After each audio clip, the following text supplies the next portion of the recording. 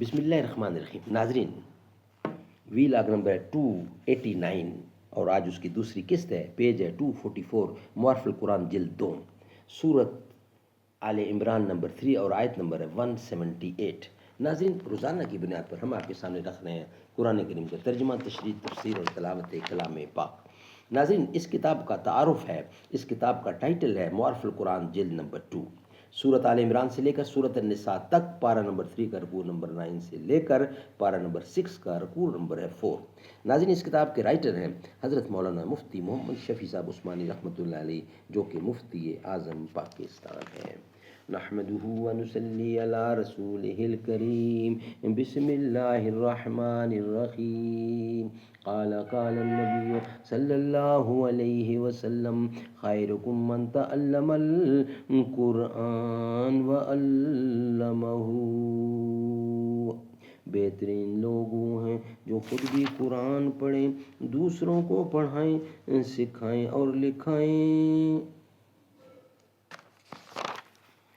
وہ نبود اختر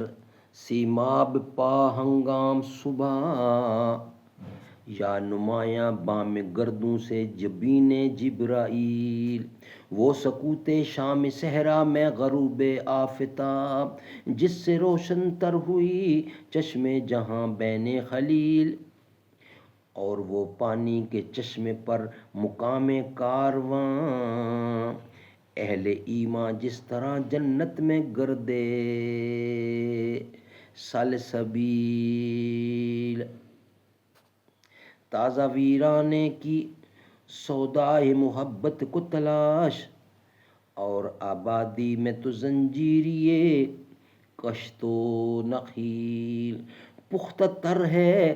گردش پہم سے جام زندگی، ہے یہی اے بے خبر راز دوام زندگی۔ اعوذ باللہ السمیع العلیم من الشیطان الرجیم،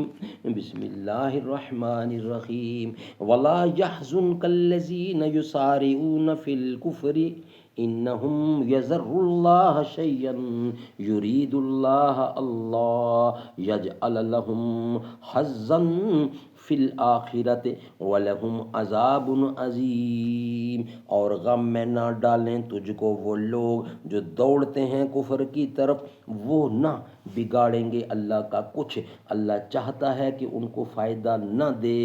آخرت میں، اور ان کے لیے عذاب ہے بڑا۔ ان الذین اشتروا الکفر بالایمان لن یضر اللہ شیئا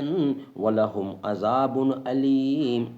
جنہوں نے مول لیا کفر کو ایمان کے بدلے، وہ نہ بگاڑیں گے اللہ کا کچھ، اور ان کے لیے عذاب ہے دردناک۔ ولا یحسبن الذین کفروا انما نملی لہم خیر لانفسہم انما نملی لہم لیزدادوا اثما ولہم عذاب مہین۔ جنہوں نے مول لیا کفر کو ایمان کے بدلے، وہ نہ بگاڑیں گے اللہ کا کچھ، اور ان کے لیے عذاب ہے دردناک۔ اور یہ نہ سمجھیں کافر کہ ہم جو مہلت دیتے ہیں ان کو کچھ بھلا ہے، ان کے حق میں ہم تو مہلت دیتے ہیں ان کو تاکہ ترقی کریں وہ گناہوں میں، اور ان کے لیے عذاب ہے رسوا کرنے والا۔ ناظرین، یہ تھا تلاوت کلام پاک اور اس کا ترجمہ۔ اس کا ربط آیات، سابقہ آیات میں منافقین کی بے وفائی اور بدخواہی کا ذکر تھا۔ مذکورہ آیات میں رسول اللہ صلی اللہ علیہ وسلم کی تسلی ہے کہ آپ ان کفار کی حرکتوں سے رنجیدہ اور شکستہ خاطر نہ ہوں، وہ کوئی نقصان نہیں پہنچا سکتے۔ آخری آیت میں اس خیال کا جواب ہے کہ بظاہر تو دنیا میں یہ کفار پھلتے پھولتے نظر آتے تھے، تو ان کو مقہور و مغضوب کیسے سمجھا جائے۔ ناظرین، اس کا خلاصہ تفسیر آپ کے سامنے رکھ رہے ہیں، پیج وہی چل رہا ہے 245۔ خلاصہ تفسیر، اور آپ کے لیے وہ لوگ معجب غم نہ ہونے چاہیے جو جلدی سے کفر کی باتوں میں جا پڑتے ہیں، جیسے منافقین کہ ذرا مسلمانوں کا پلہ ہلکا دیکھا تو کھلم کھلا کفر کی باتیں کرنے لگتے ہیں، جیسا کہ واقعات مذکورہ میں معلوم ہو چکا ہے۔ یقیناً وہ لوگ اللہ تعالیٰ کے دین کو ذرا برابر بھی ضرر نہیں پہنچا سکتے۔ اس لیے آپ کو یہ غم تو ہونا نہیں چاہیے کہ ان کی حرکتوں سے اللہ کے دین کو ضرر پہنچ جائے گا، اور اگر آپ کو خود ان کافروں کا غم ہو کر یہ بد نصیب کیوں جہنم کی طرف جا رہے ہیں تو بھی آپ غم نہ کریں، اور اگر آپ کو خود ان کافروں کا غم ہو کہ یہ بد نصیب کیوں جہنم کی طرف جا رہے ہیں تو بھی آپ غم نہ کریں، کیونکہ اللہ تعالیٰ کو تکوینی طور پر یہ منظور ہے کہ آخرت میں ان کو کوئی حصہ نہ دے، اس لیے ان سے موافقت کی امید رکھنا صحیح نہیں ہے۔ اور رنج وہی ہوتا ہے جہاں امید ہو اور ان کے لیے صرف آخرت کی نعمتوں سے محرومی ہے، نہیں صرف آخرت کی نعمتوں سے محرومی ہی نہیں بلکہ ان لوگوں کو سزائے عظیم بھی ہوگی، اور جس طرح یہ لوگ دین اسلام کو کوئی ضرر نہیں پہنچا سکتے، اسی طرح یقیناً جتنے لوگوں نے ایمان کو چھوڑ کر اس کی جگہ کفر اختیار کر رکھا ہے، خواہ منافق ہوں یا کھلے کافر، اور خواہ پاس کے ہوں یا دور کے، یہ لوگ بھی اللہ تعالیٰ کے دین کو ذرا برابر ضرر نہیں پہنچا سکتے، اور ان کو بھی پہلے لوگوں کی طرح دردناک سزا ہوگی۔ اور جو لوگ کفر کر رہے ہیں وہ یہ خیال ہرگز نہ کریں کہ ہمارا ان کو عذاب سے مہلت دینا کچھ ان کے لیے بہتر اور مفید ہے، ہرگز نہیں، بلکہ ہم ان کو اس لیے مہلت دے رہے ہیں جس میں زیادہ عمر کی وجہ سے ان کو جرم میں اور ترقی ہو جائے تاکہ یک بارگی پوری سزا ملے، اور دنیا میں اگر سزا نہ ہوئی تو کیا، اگر دنیا میں سزا نہ ہوئی تو کیا ہے، آخرت میں تو ان کو توہین آمیز سزا ہوگی۔ استغفر اللہ۔ ناظرین، نیکسٹ ہمارا ہیڈنگ ہے معارف و مسائل اسی آیات کا، اور اسی کا سب ہیڈنگ ہے کفار کی دنوی عیش و عشرت بھی در حقیقت عذاب ہی کی تکمیل ہے۔ ناظرین، معارف و مسائل، یہاں کوئی یہ شبہ نہ کرے کہ جب اللہ تعالیٰ نے کافروں کو مہلت اور عمر دراز اور عافیت و راحت کے سامان اس لیے دیے ہیں کہ وہ اپنے جرم میں اور بڑھتے جائیں تو پھر کفار بے قصور ہوئے، کیونکہ مقصود آیت کا یہ ہے کہ کفار کی اس چند روزہ مہلت اور عیش و عشرت سے مسلمان پریشان نہ ہوں، کیونکہ باوجود کفر و عصیان کے ان کو دنوی قوت، طاقت، سامان دنیا یہ بھی ان کے عذاب ہی کی ایک صورت ہے جس کا احساس آج نہیں اس دنیا میں جانے کے بعد ہوگا۔ یہ دنیا کا سامان راحت جو انہوں نے گناہوں میں خرچ کیا در حقیقت جہنم کے انگارے تھے، جیسا کئی آیتوں میں خود حق تعالیٰ نے فرمایا ہے، انما یرید اللہ لیعذبہم بہا، یعنی کفار کے اموال اور عیش و عشرت ان کے لیے کوئی فخر کرنے کی چیز نہیں، یہ تو اللہ کی طرف سے عذاب ہے کہ ایک قسط ہے، یہ تو اللہ کی طرف سے عذاب ہی کی ایک قسط ہے جو ان کے عذاب آخرت بڑھانے کا سبب ہے۔ ناظرین، نیکسٹ آیات اسی کے ساتھ ہے، ما کان اللہ لیذر المؤمنین علی ما انتم علیہ حتی یمیز الخبیث من الطیب وما کان اللہ لیطلعکم علی الغیب ولکن اللہ یجتبی من رسلہ من یشاء فآمنوا باللہ ورسولہ وإن تؤمنوا وتتقوا فلکم اجر عظیم۔ اللہ وہ نہیں کہ چھوڑ دے مسلمانوں کو اس حالت پر جس پر تم ہو جب تک کہ جدا نہ کر دے ناپاک کو پاک سے، اور اللہ نہیں ہے کہ تم کو خبر دے غیب کی، لیکن اللہ چھانٹ لیتا ہے اپنے رسولوں میں سے جس کو چاہے، سو تم یقین لاؤ اللہ پر اور اس کے رسولوں پر، اور اگر تم یقین پر رہو اور پرہیزگاری پر تو تم کو بڑا ثواب ہے۔ ناظرین، اسی کی ربط آیات پچھلی آیت میں اس شبہ کا جواب تھا کہ جب کفار اللہ تعالیٰ کے نزدیک مبغوض اور مردود ہیں تو دنیا میں ان کو اموال و جائیداد اور عیش و عشرت کے سامان کیوں حاصل ہیں؟ مذکورہ آیت میں اس کے بالمقابل اس شبہ کا ازالہ ہے کہ مومن مسلمان جو اللہ کے مقبول بندے ہیں ان پر تکالیف و مصائب کیوں آتے ہیں؟ مقبولیت کا تقاضا تو یہ تھا کہ راحتیں اور سامان راحت ان کو ملتا، خلاصہ تفسیر، اللہ تعالیٰ مسلمانوں کو اس حالت پر رکھنا نہیں چاہتا جس پر تم اب ہو کہ کفر و ایمان اللہ تعالیٰ مسلمانوں کو اس حالت پر رکھنا نہیں چاہتا جس پر تم اب ہو کہ کفر و ایمان اور حق و باطل اور مومن و منافق میں اللہ تعالیٰ کے دیے ہوئے انعامات دنوی کے اعتبار سے کوئی امتیاز اور فرق نہیں، بلکہ مسلمانوں پر شدائد و مصائب کا نازل ہوتے رہنا اس وقت تک ضروری ہے جب تک کہ ناپاک یعنی منافق کو پاک یعنی مومن مخلص سے ممتاز نہ کرے،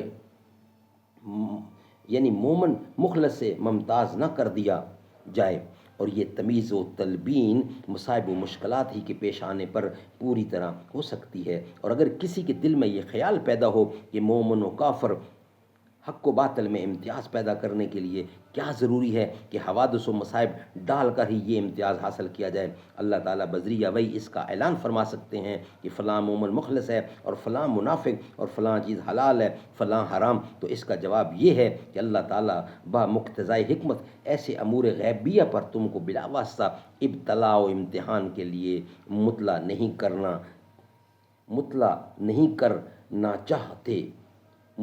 کرنا چاہتے، لیکن ہاں جس کو اس طرح مطلع کرنا خود چاہیں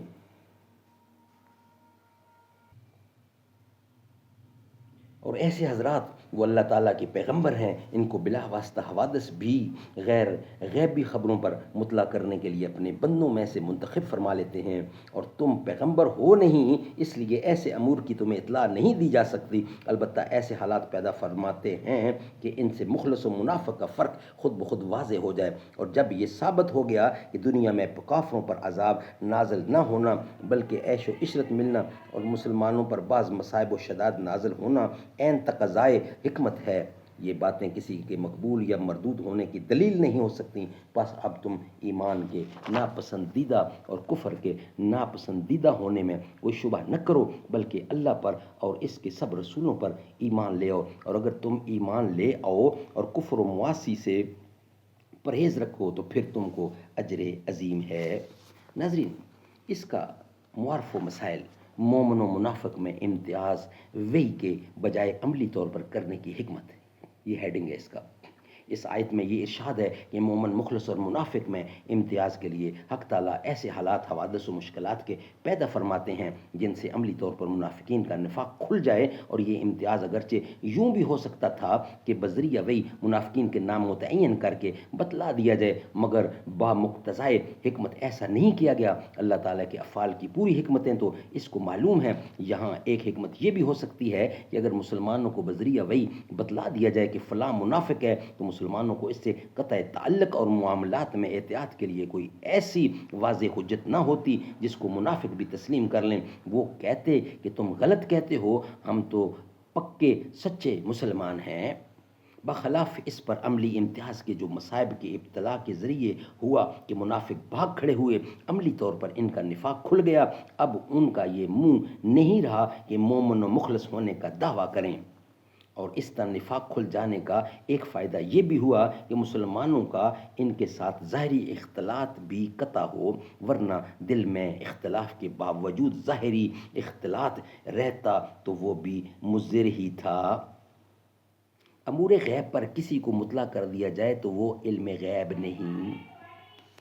اس آیت سے معلوم ہوا کہ حق تعالیٰ امور غیب پر بذریعہ وحی اطلاع ہر شخص کو نہیں دیتے، البتہ اپنے انبیاء کا انتخاب کر کے ان کو دیتے ہیں۔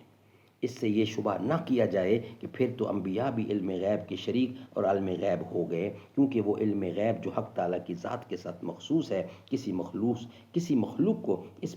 اس میں شریک قرار دینا شرک ہے۔ وہ دو چیزوں کے ساتھ مشروط ہے، ایک یہ کہ وہ علم ذاتی ہو، کسی دوسرے کا دیا ہوا نہ ہو، دوسرا تمام کائنات ماضی و مستقبل کا علم محیط ہو جس سے کسی ذرے کا علم بھی مخفی نہ ہو۔ حق تعالیٰ خود بذریعہ وحی اپنے انبیاء کو جو امور غیبیہ بتلاتے ہیں وہ حقیقتاً علم غیب نہیں ہے بلکہ غیب کی خبریں ہیں جو انبیاء کو دی گئی ہیں، جن کو خود قرآن کریم نے کئی جگہ انبیاء الغیب کے لفظ سے تعبیر فرمایا ہے، من انباء الغیب نوحیہا الیکا۔ سبحان اللہ۔ ناظرین، یہ ویلاگ یہاں کمپلیٹ ہوتا ہے، نیکسٹ ویلاگ انشاءاللہ جو ہوگا وہ کل ہم آپ کے سامنے رکھیں گے۔ آج کے دونوں ولاگ الحمدللہ مکمل ہوئے۔